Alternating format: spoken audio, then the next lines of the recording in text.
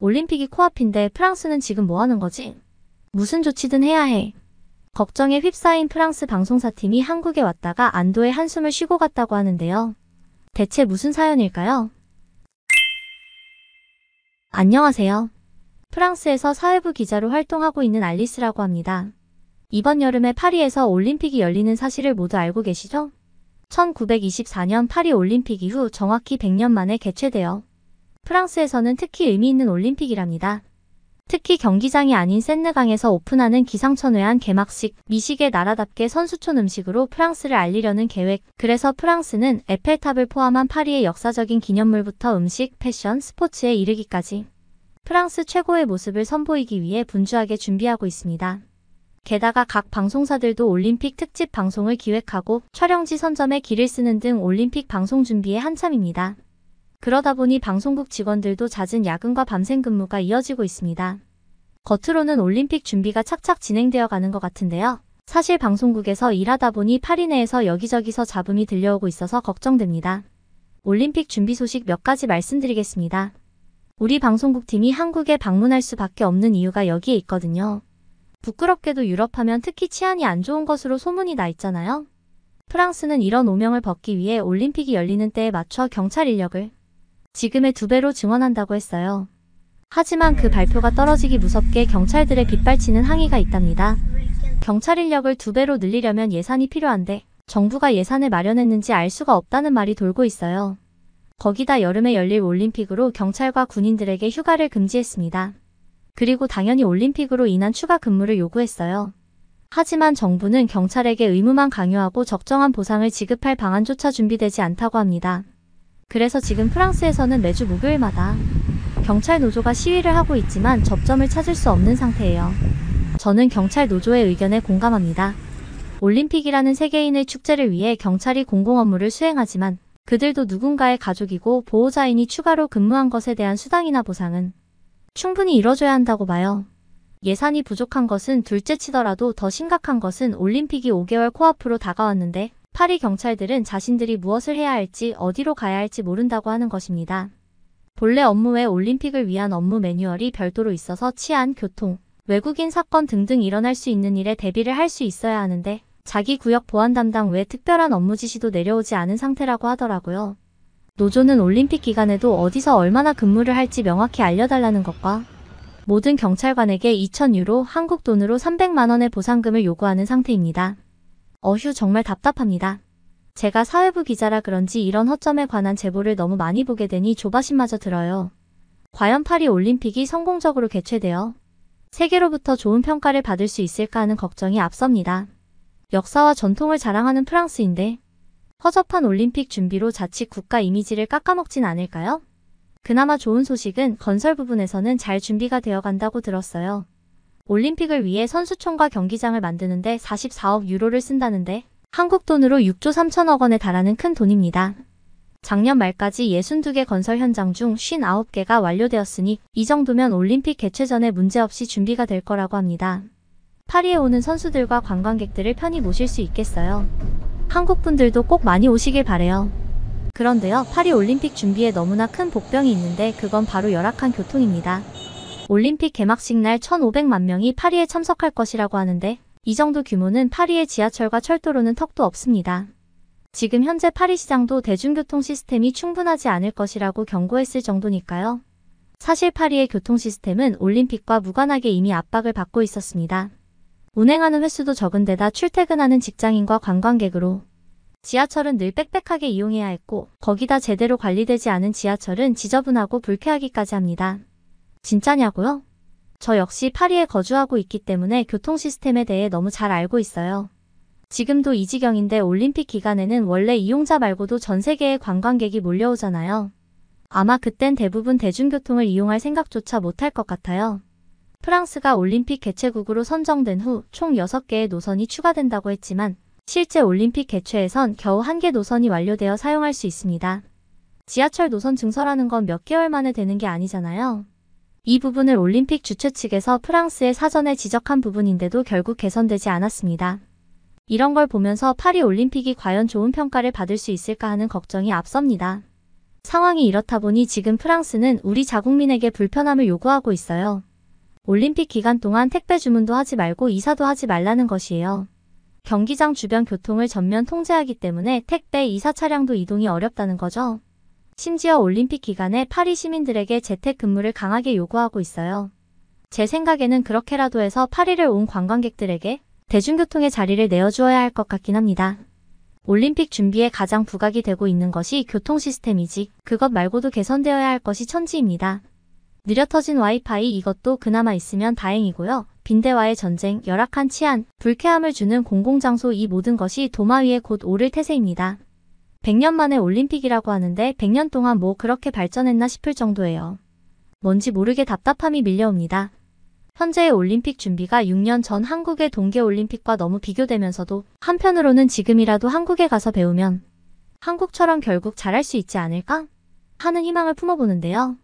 왜냐하면 사회부에 오래 계신 베테랑 부장님께서 평창 올림픽을 중계하기 위해 다녀오셨기 때문에 한국의 올림픽이 어땠는지 잘 아시더라고요.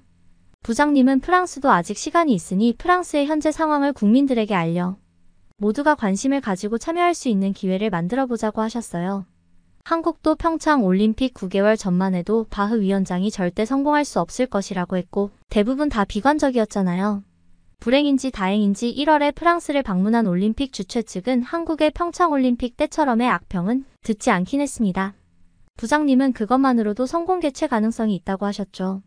한국은 평창 올림픽을 개최하기 1년 전 최악의 정치 스캔들이 터지면서 사람들의 관심이 온통 정치에 몰렸고 그 혼란을 만든 이들이 평창 동계올림픽에 깊게 관여한 것이 드러나면서 한국 국민들도 평창 올림픽을 비판하는 시선이었어요. 거기다 고속도로 등 올림픽 개최를 위한 시설 인프라 구축도 늦었다고 합니다. 이건 뭐 한국뿐만 아니고 올림픽 개최국이라면 어느 국가와 도시를 막론하고 늘상 있는 이야기입니다. 하지만 위원장이 실패를 확신하진 않거든요. 한국의 평창 올림픽은 누가 봐도 망할 각이었습니다. 하지만 막상 뚜껑을 열어보니 그 결과는 대반전이었습니다. 역대 올림픽 사상 최다국이 참가했고 쏟아지는 신기록의 선수와 관중들이 열광했습니다. 전 세계 시청자들의 눈을 사로잡으면서 대회 운영과 흥행까지 모두 거머쥔 역대 최대 알짜배기 올림픽이었습니다. 그 당시에 사회부 기자인 부장님과 몇몇 선배들이 평창 올림픽에 호평을 보내느라 바빴다고 합니다. 분명히 실패할 것이라고 확신했던 바흐 위원장의 말이 무색하게 IOC 선수위원장인 엔젤라 루제로가 한국의 선수촌과 경기장 시설에 대해 극찬을 했었죠. 심지어 캐나다의 한 칼럼니스트는 평창 올림픽의 문제는 문제가 없다는 것이라며 호평하기도 했습니다. 여기저기서 한국 칭찬에 입이 마를 지경이었다고 해도 과언이 아니었죠. 지금 프랑스도 파리 올림픽을 위해 어서 한국의 시스템을 들여와야 했습니다. 당장 지하철 노선 증가나 고속도로 공사는 못할지언정 남은 기간 동안 할 수 있는 뭔가를 배워와야 했어요. 사회부팀은 이런 프랑스의 현실에 대해 세세하게 보도했고 프랑스 공영방송에 중계되면서 시청자들의 큰 반향을 일으키게 되었습니다. 그래서 각 부서의 필수 인력을 모아 행사단을 꾸려 한국까지 오게 되었습니다. 출발하면서 아무리 한국이 잘났어도 공항만큼은 프랑스 파리의 샤를 드골 국제공항이 우수할 것이라고 확신했지만 한국에 도착한 저는 제 눈을 의심했습니다. 한국의 관문 역할을 하는 인천국제공항은 웅장함과 세련됨이 샤를 공항과는 달랐습니다. 어떻게 샤를 공항보다 더 좋아 보이지? 라는 생각을 했는데 아니나 다를까 작년에 조사된 세계 공항 순위에서 한국의 인천공항이 4위, 파리의 샤를 공항이 5위로 한국이 더 앞서 있는 것 아니겠어요? 동양의 소국으로만 봤지 이 정도라곤 상상도 못했습니다. 한류의 붐이 불고 있지만 아직도 많은 사람들이 한국은 분단국가인 작은 나라 정도로만 알고 있고 역사적으로도 일본과 중국의 침략과 괴롭힘으로 힘없는 나라라고 알고 있습니다. 하지만 공항에서 접한 한국의 이미지는 정말 놀라웠고 이건 이후 경험한 것에 의하면 새 발을 피웠습니다. 지하철을 타면서 이게 지하철인지 지하세계인지 구분을 못할 정도로 입이 떡 벌어졌습니다. 지하철은 공항에서 시작해 서울 도심까지 세세하게 연결되어 있고 출입구가 크고 밝아서 프랑스의 좁고 어두운 지하철 입구와는 느낌이 달랐어요. 계단은 항상 깨끗했고 에스컬레이터도 많이 설치되어 있습니다. 거기다 역사로 들어가면 마치 쇼핑센터가 들어와 있나 싶을 정도로 편의점은 물론 옷, 액세서리, 빵, 꽃 등 없는 게 없을 정도였습니다. 지하에서 살아도 먹고 사는데 아무 지장이 없을 정도라니까요. 심지어 한국의 지하철 화장실은 진짜 충격이었습니다. 바닥과 세면대가 깔끔하게 청소되어 있는 것은 물론 화장실마다 휴지가 있었습니다. 이런 좋은 시설을 무료로 운영하고 있는 것이 진짜 충격이었죠. 아시다시피 유럽은 화장실을 이용하는데 돈을 받아요. 유료라서 깨끗하면 좋은데 대부분은 제대로 관리가 안 되어 있습니다. 정말 급한 경우 아니면 안 가는 게 상책이죠.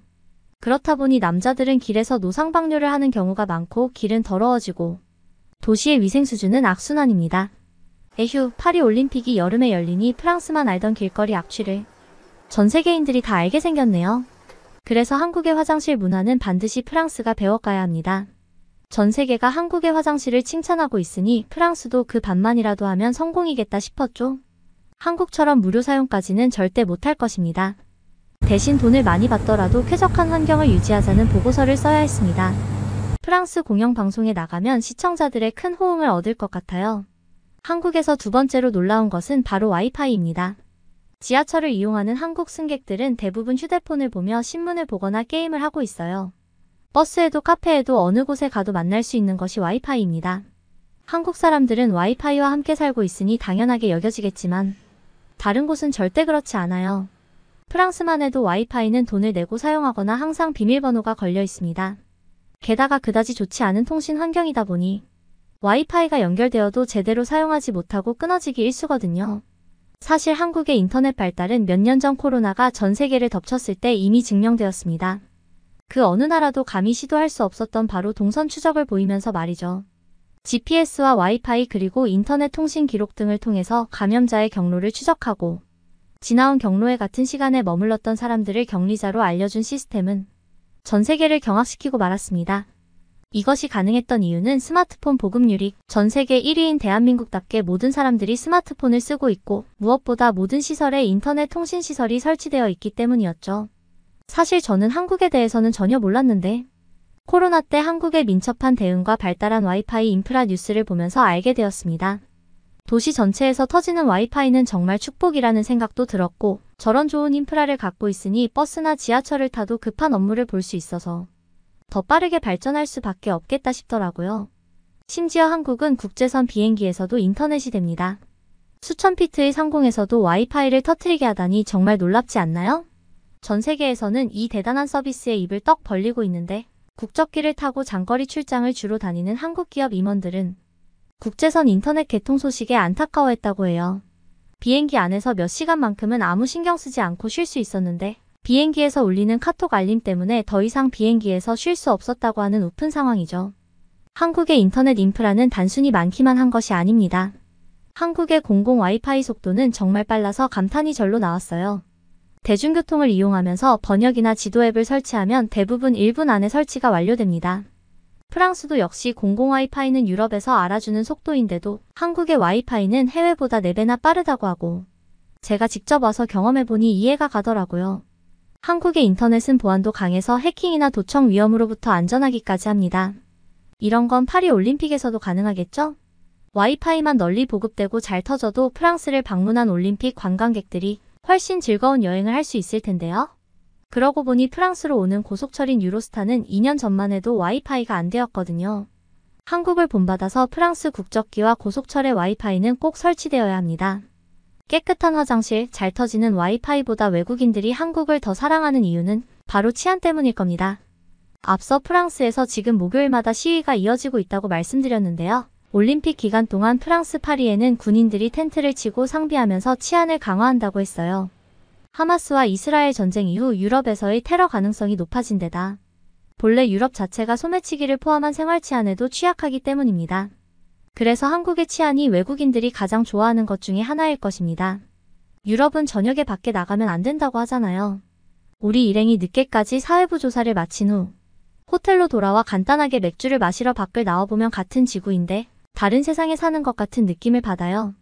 날이 어두워진 이후에 밤길이 위험할 수도 있어서 외출을 자제하는 대부분의 외국인들에게는 새벽 1시까지 한국 길거리 포장마차에서 술 마시는 한국 국민들의 모습 자체가 신기할 수밖에 없어요.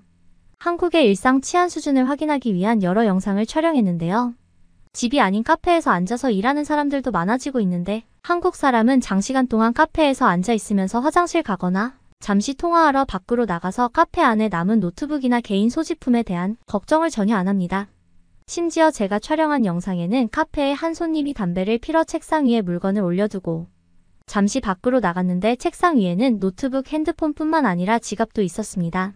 하지만 주인이 통화를 끝나고 올 동안 지갑은 당연히 그 자리에 있었어요. 그 주위를 지나가는 사람이 너무 많았는데도 말이에요.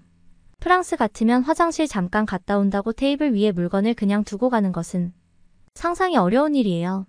사람이 앉아 있어도 각종 계략을 써서 휴대폰을 가져가거나 가방 속 지갑을 털어가기 일쑤거든요. 부장님도 평창 올림픽을 다녀오신 후 한국인의 높은 도덕심을 자주 말씀하셨어요. 물론 한국에서도 지갑을 훔쳐가는 사람이 있지만 잃어버린 지갑을 되찾아주는 사람이 더 많고 나쁜 짓을 하면 사회적으로 매장되는 분위기가 형성되어 있다 보니 범죄율이 낮은 것 같다고 하셨죠. 다른 면에서도 한국은 정말 안전한 나라예요. 총기 소지가 금지되어 있으니까요. 생각해보면 한국 길거리에서 총에 맞을 수 있는 확률은 번개가 같은 곳에 2번 이상 칠 수 있는 확률보다 낮을 것 같아요. 한국도 사건, 사고가 많겠지만 총기 사건은 절대 일어날 수가 없잖아요. 미국뿐만 아니라 스웨덴, 독일은 100가구당 총기가 30정이 넘는다고 하니 그곳에서 개최되는 올림픽은 얼마나 위험할까 싶어요. 영원히 변함없는 건 없듯이 시간이 흐르면서 한국 사회도 변하겠지만 현재로서는 분명 다른 나라와 비교했을 때 안전하다고 할 수 있는 것이 대한민국의 매력 중에 하나입니다. 말로만 듣던 한국의 인프라를 몸소 경험할 수 있는 좋은 기회였어요. 우리 일행은 한국에서 며칠 더 다양한 경험을 한 뒤 다시 프랑스로 왔고 파리 올림픽의 성공적 유치를 위해 한국을 다녀온 후기를 영상으로 제작하고 있습니다. 짧다면 짧고 길다면 긴 5개월의 시간 동안 최선을 다해서 파리 올림픽을 준비하도록 언론인의 역할을 잘 하려고 합니다. 한국의 인프라에 관한 방송은 분명 히트를 칠 것이고 프랑스 국민이 올림픽에 더 관심을 쏟을 수 있는 계기가 될 거예요. 한국에서도 프랑스로 많이 방문해주세요. 그리고 올림픽이 끝나면 휴가를 받아 아직 경험해보지 못한 한국을 다시 방문해보려고 합니다. 프랑스와 한국 선수들의 좋은 성적을 기원하며 제 이야기는 마치겠습니다. 알리스님의 이야기 잘 들었습니다. 프랑스 파리 올림픽 준비 잘하셔서 성공 개최 기원합니다. 이렇게 감동 돋보기를 끝까지 시청해주셔서 진심으로 감사드려요. 구독과 좋아요는 영상 제작에 큰 힘이 됩니다.